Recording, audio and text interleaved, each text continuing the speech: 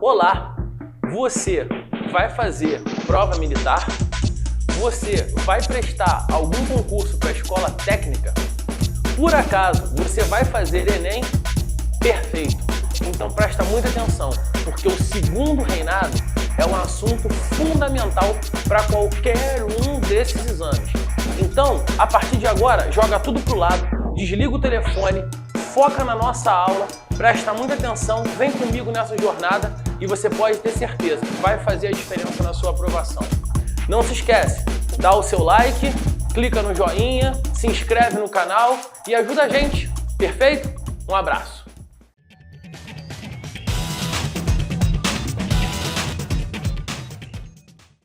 E aí, tudo bem? Aqui é o Gustavo mais uma vez, com você. E hoje nós falaremos sobre o segundo reinado. Como são 49 anos de história, nós decidimos fatiar esses assuntos em etapas. Então, você vai poder ter a comodidade de estudar esses períodos ou essas etapas de forma isolada, o que vai gerar muito mais mobilidade e movimento para o seu estudo. Perfeito? Inclusive, os exercícios da nossa aula de hoje vão ser também feitos em forma de recorte, assim como vai ser a explanação da nossa aula. Então, como é que começa essa história? Vem comigo. Essa história começa quando Dom Pedro I abdica o trono brasileiro, indo para Portugal. Depois disso, nós temos um período chamado de período regencial, ao qual nós já vimos aqui também.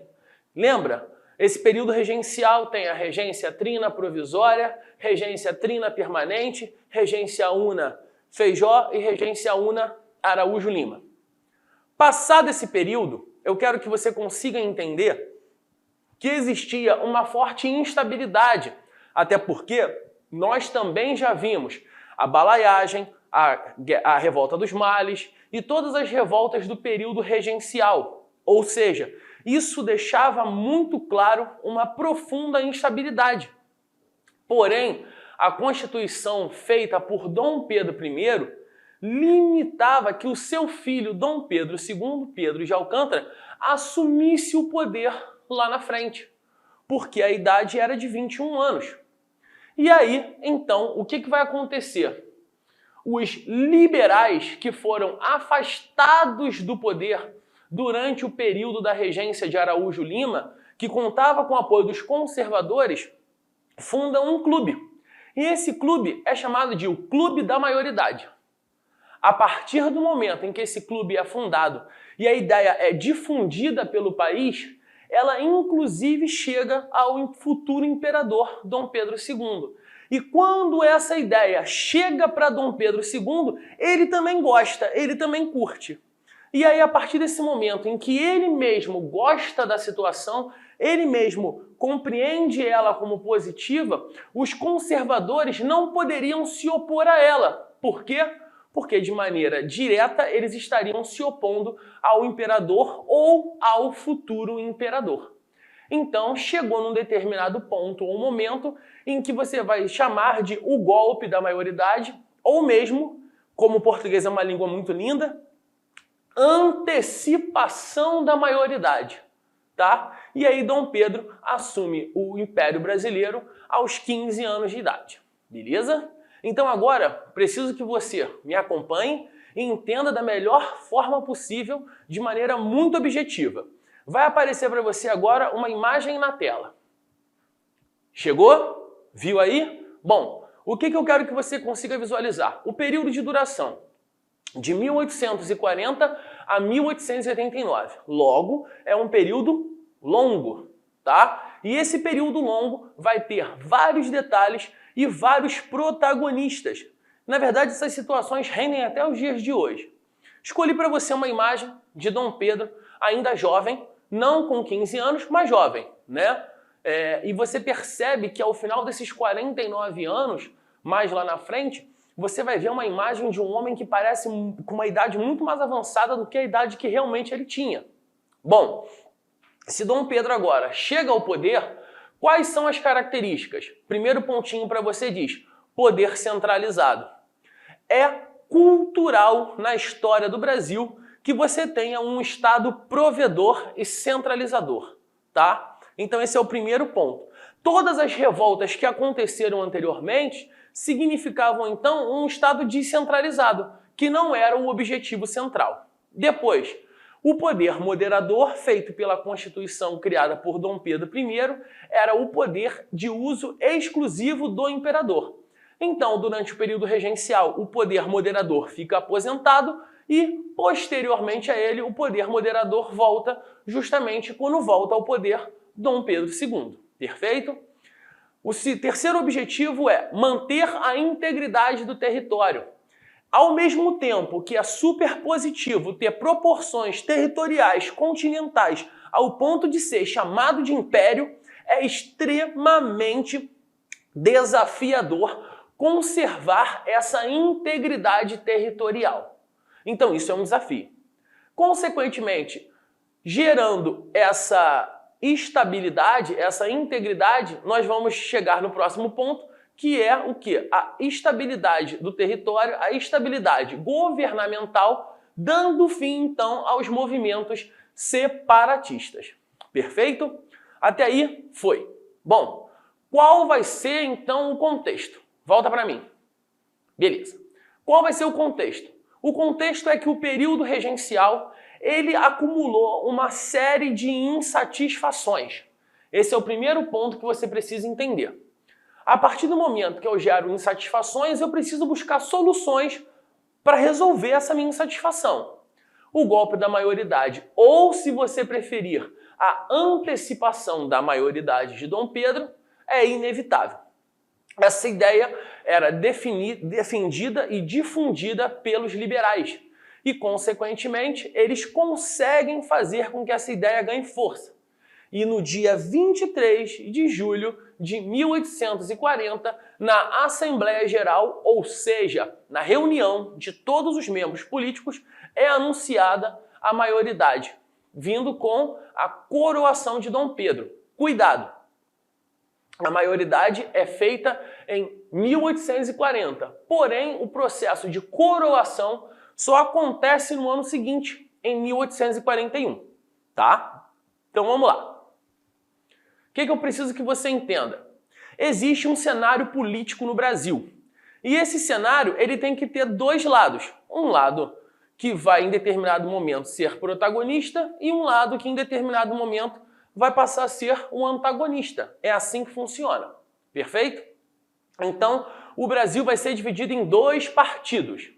O primeiro partido é chamado de Partido Conservador, tá? O nome já diz, é para manter, né? É para manter, vamos dizer assim, congeladas determinadas situações ou arranjos sociais do período político brasileiro.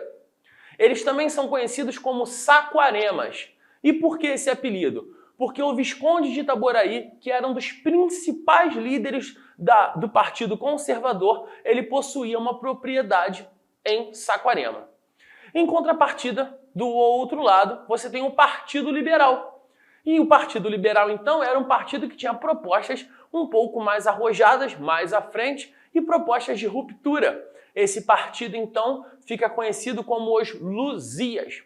Revolta liberal que aconteceu na fazenda de Santa Luzia, ou seja, uma das maiores revoltas liberais que aconteceram na história do Brasil, aconteceu nessa fazenda, dando então o apelido ou o nome ao Partido Liberal. Então você vai ter uma política onde você tem um tripé. Nesse primeiro tripé que eu estou dizendo para você, eu tenho a figura de Dom Pedro II aqui em cima, e de cada lado dele eu tenho os saquaremas e os luzias.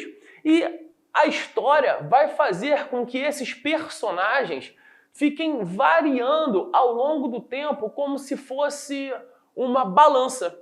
Então, eles vão ter uma alternância de poder. E, consequentemente, para conseguir essa projeção no poder central, em determinado momento, eles vão mexendo com a ideia e com a vaidade do imperador. E dessa forma, eles vão se alternando ao longo do segundo reinado, ok? Só que tem um problema.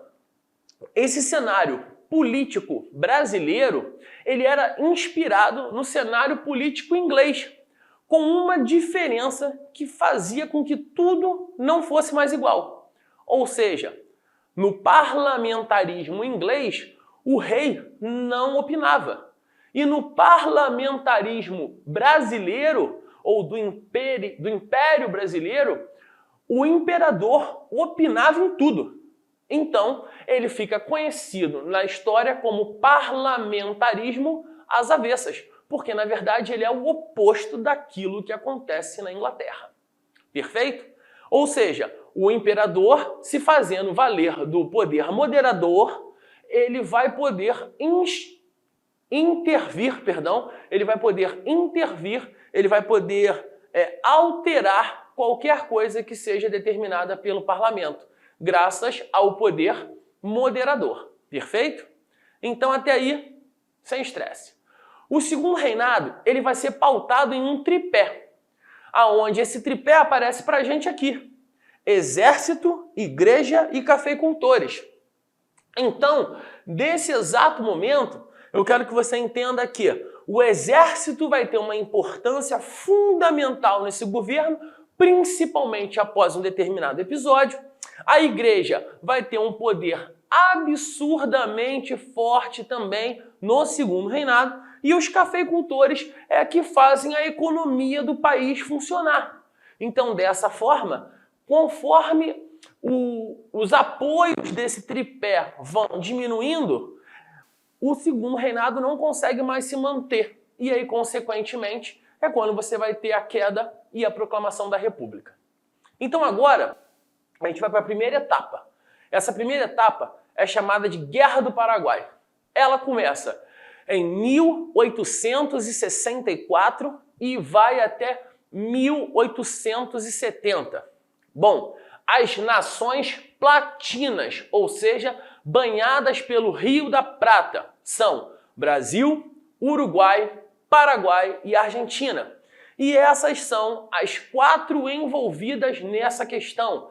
Essas são as nações protagonistas do episódio histórico, ok? Qual é o contexto?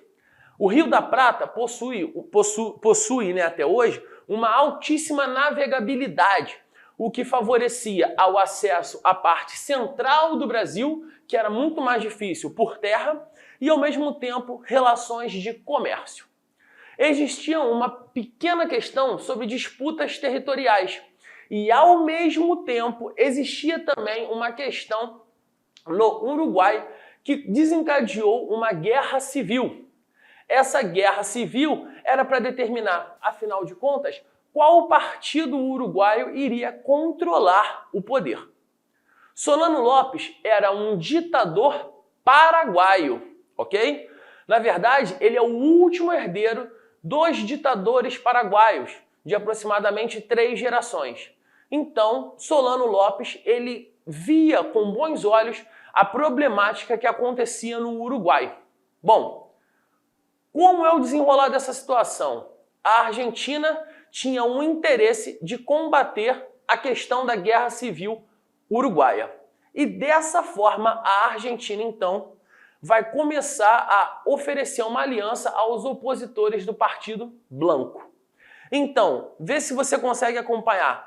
Existe uma guerra civil acontecendo no Uruguai, aonde Solano Lopes vê essa situação com bons olhos, ditador paraguaio, mas ao mesmo tempo você vai começar a perceber uma intermediação da Argentina para fazer com que os seus aliados entrem no poder. A verdade que eu vou te contar aqui é o seguinte: nenhum país apoia outro sem nenhum tipo de interesse, tá? Então, ao mesmo tempo que a Argentina apoiava para tentar diminuir ou acabar com a guerra civil, ela vai ter, consequentemente, um conjunto de interesses. Dentre essas ideias que existiam ali do apoio argentino, você tinha a concepção e a ideia de um livre comércio entre as nações e uma livre navegação pela Bacia da Prata, ok? Ou seja, essas seriam as vantagens de se formar essa situação de apoio. A partir do momento em que o Brasil também se aproxima, por que o Brasil se aproxima?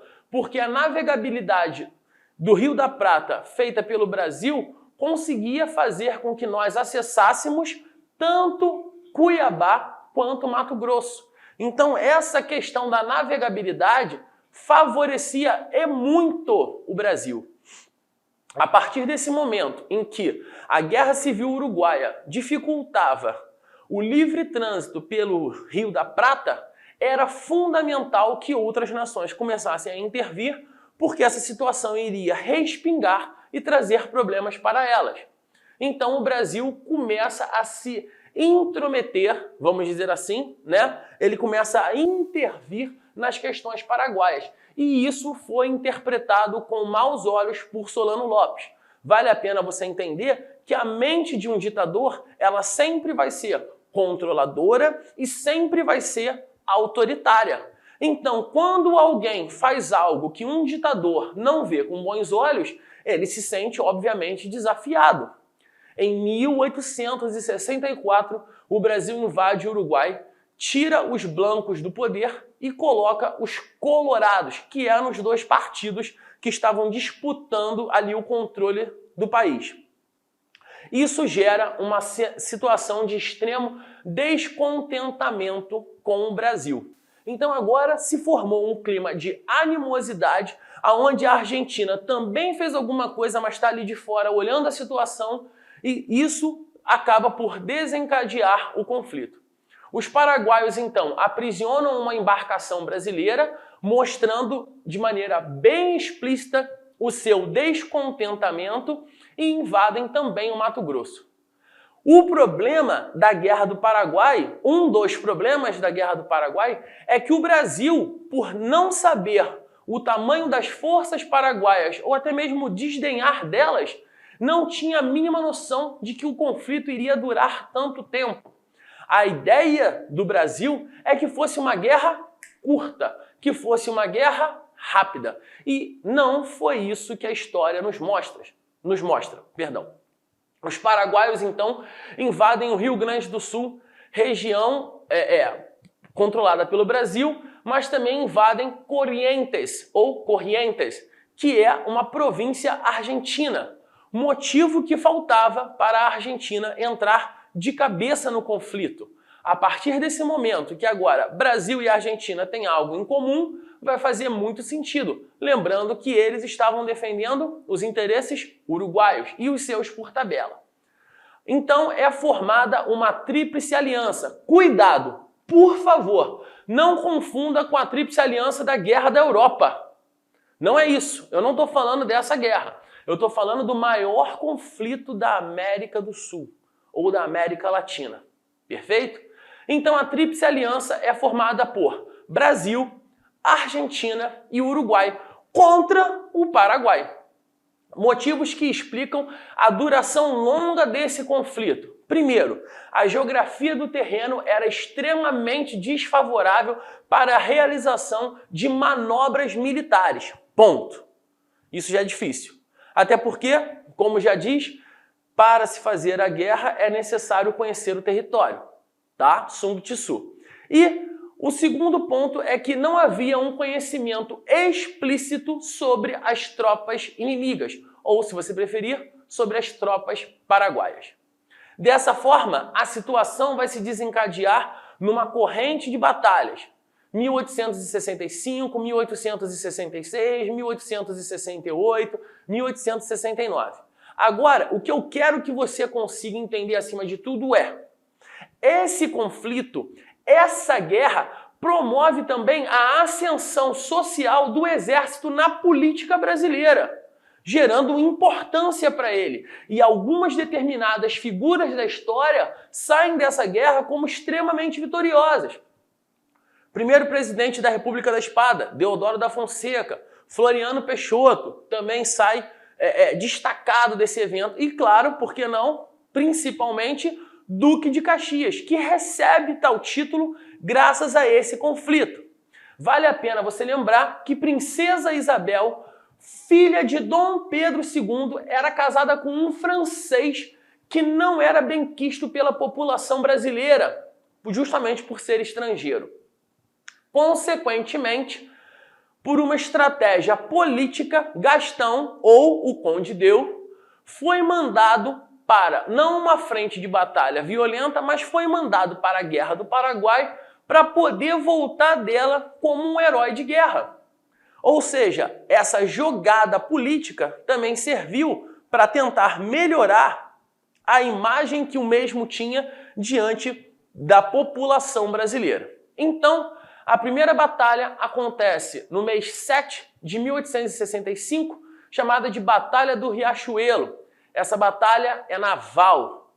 Posteriormente, em mês 9, 1866, Batalha do Curupaiti. Nessa batalha, os aliados saem derrotados. Então isso é muito ruim, porque nunca se esperava que o Paraguai fosse ganhar frente a 3 outros países. Posteriormente, em mês 7 de 1868, você tem os aliados tomando o forte de Humaitá. E, consequentemente, isso gera uma virada de jogo no conflito. Por que, Gustavo? Isso gera uma virada de jogo no conflito porque o forte de Humaitá era a principal fortificação de defesa paraguaia. Então, moralmente falando, o Paraguai começa a se sentir abalado e ele começa a perder força. Posteriormente, você vai ter a invasão e o saque de Assunção em janeiro de 1869. Então, resumidamente falando, o que eu quero que você entenda é que, inicialmente, na batalha de Riachuelo e Curupaiti, você vai perceber que o Paraguai ganha força e, consequentemente, isso mexe com os ânimos, com a moral e com a confiança do Paraguai. Mas quando a sua principal fortificação é tomada pelos aliados, o jogo da guerra vira. E, consequentemente, virando, agora os aliados se sentem mais estimulados para fazer ou finalizar a guerra. O fim da guerra acontece em 1870, no lugar chamado de Cerro Corá. E nesse lugar é onde é perseguido, encurralado e morto Solano Lopes. Ok? Que era o principal ditador paraguaio que faz frente aos aliados Brasil, Uruguai e Argentina. O saldo dessa guerra é extremamente nocivo para todos os lados. Entre 100 mil a 150 mil mortes. A população paraguaia fica reduzida a idosos, mulheres e crianças. Nas últimas batalhas, as tropas de Solano Lopes não passavam da faixa etária de 15 anos de idade, porque os homens já haviam sido mortos. O problema é que o Brasil vence essa guerra junto com a Argentina e junto com o Uruguai. Porém, essa guerra é vencida no campo de batalha e é perdida no campo econômico. Porque se você parar para pensar, o custo desse conflito foi mais ou menos em torno de 614 mil contos de réis aos cofres brasileiros. E você mesmo acha que o Brasil tinha nos cofres 614 mil contos de réis? Claro que não. Então parte dessa guerra vai ser financiada pela Inglaterra. Então, aquele país que proclamou a sua independência lá no 7 de setembro, que já nasceu endividado, pagando uma indenização de 1 milhão de libras esterlinas para a Inglaterra, vai aumentar sua dívida externa, graças à Guerra do Paraguai. E esse foi o problema, porque a guerra curta se tornou longa e a guerra barata se tornou cara. Então o Brasil vence a Guerra do Paraguai, mas em contrapartida perde a economia. Perfeito? Esse é o ponto mais importante que você precisa entender e saber. Bom, agora eu separei 2 questões para a gente resolver sobre esse assunto especificamente falando. Então olha só, vai aparecer aí para você na tela 2 questões da ESA. A primeira questão diz assim, ó: em resposta ao ataque paraguaio à província de Corrientes, na qual, na aula de hoje, você aprendeu que pertencia à Argentina, que foi atacada no mesmo ano em que foi atacado o Rio Grande do Sul, foi assinado um tratado que deu origem à Tríplice Aliança.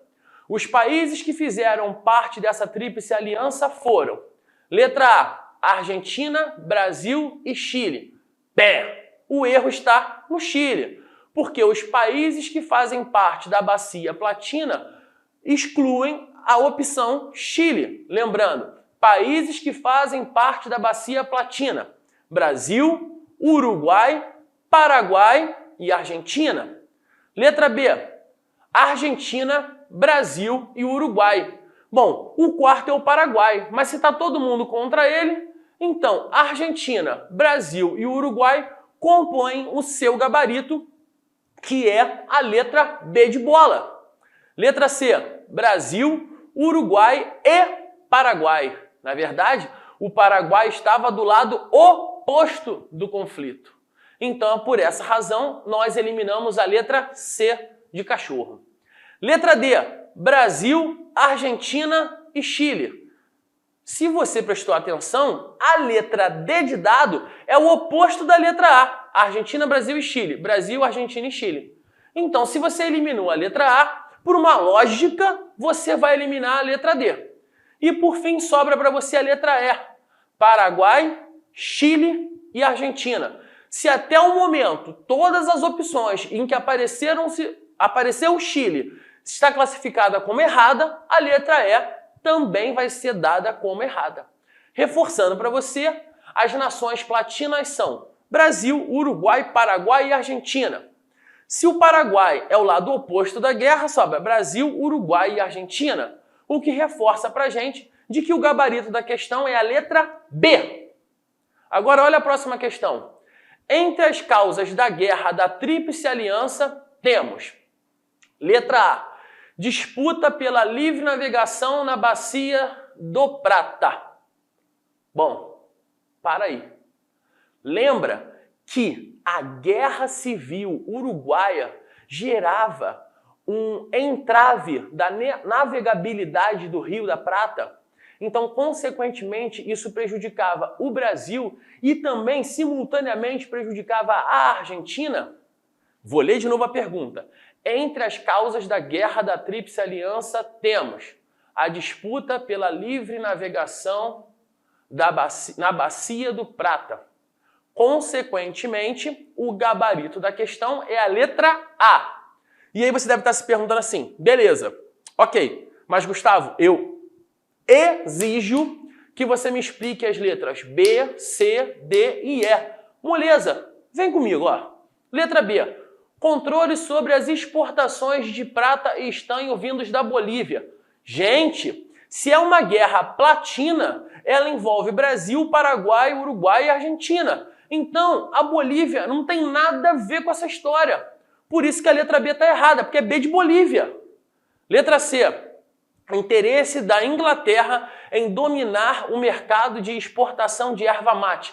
E aí, não precisaria ser um conflito platino, porque a erva mate era produzida ou na Argentina ou no Rio Grande do Sul. Logo, não faz o menor sentido uma nação europeia como a Inglaterra estar envolvida, a não ser no âmbito de financiar o conflito. Por esse motivo, a letra C também se encontra como errada. Letra D. Desejo do presidente Solano Lopes em anexar o Uruguai. Ora, nós vimos na aula de hoje que ele não queria intervir na situação que acontecia no Uruguai. Muito pelo contrário. Então, Solano Lopes não tinha interesse de anexar nada, o que faz com que a letra D esteja errada. Agora, vamos para a letra E. Preste atenção. Apresamento do navio Marquês de Olinda, que levava o presidente da província de São Paulo. Ora, ele está te perguntando causas da guerra ou consequências da guerra? Então, quando o Brasil se intromete, intervém na questão uruguaia, é quando Solano Lopes, então, começa a prender embarcações brasileiras em sinal de retaliação. Então isso não desencadeia o conflito, isso é uma consequência do conflito e não uma causa. Por essa razão, a letra E também é classificada como errada. Logo, o que sobra para a gente é a letra A, disputa pela livre navegação na Bacia do Prata. Até porque essa situação uruguaia e esse impedimento de navegação prejudicava tanto o Brasil quanto a Argentina. Perfeito?